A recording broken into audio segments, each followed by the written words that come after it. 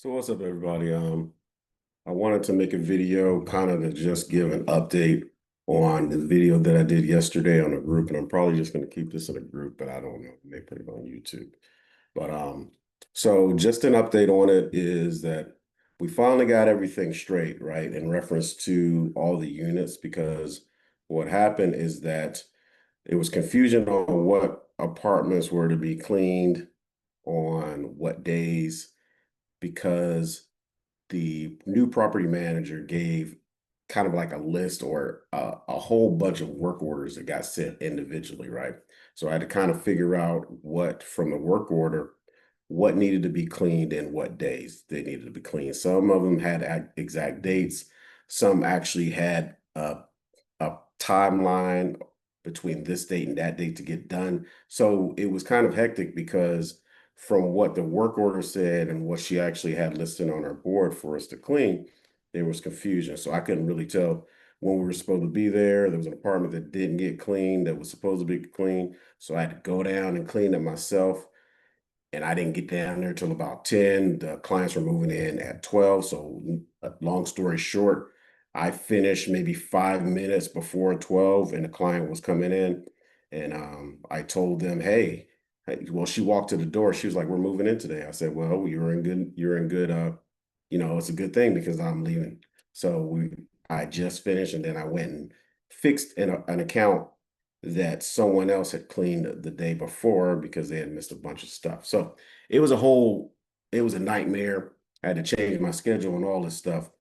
But what I've learned is that there is a way of kind of organizing all of that stuff using Google Drive so that it's like a live document. If you use a Google Doc and I'll show you an example of it towards the end of this video. But what I did was I created a Google document that had the units, the move-in date, so the time that the person is expected to move in, the days that the work order says that it needs to be clean, and then the confirmation days of when they expect us to clean it because, you know, their expectation of when they want to clean it and also the availability of my team may not match. So you have to have a relationship and communication with the property manager or whoever is in charge to make sure that you're not overwhelming your team because they don't really care if they're getting overwhelmed. They're just going to give you a whole bunch of dates.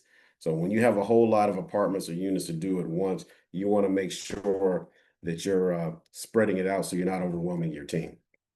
So what I did was, like I said, I created a Google Doc and I'll share it with you in a second. You know, from this document, I was able to get everything set up. I added my cleaning team to the document and also added the property manager to the team, to the document. So any changes that get made on the document, whether it be from me or even from the property manager, it's always being updated.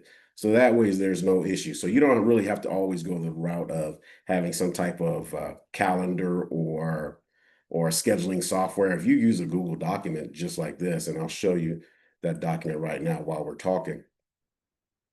If you use, and here we go.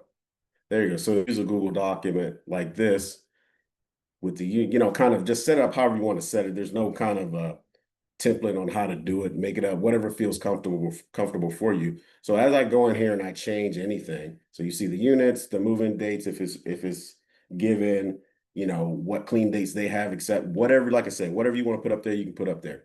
As you make changes to this document, you give access to the people that need access to. You can change the schedule or share information however you need to, and whenever it's updated on their end also.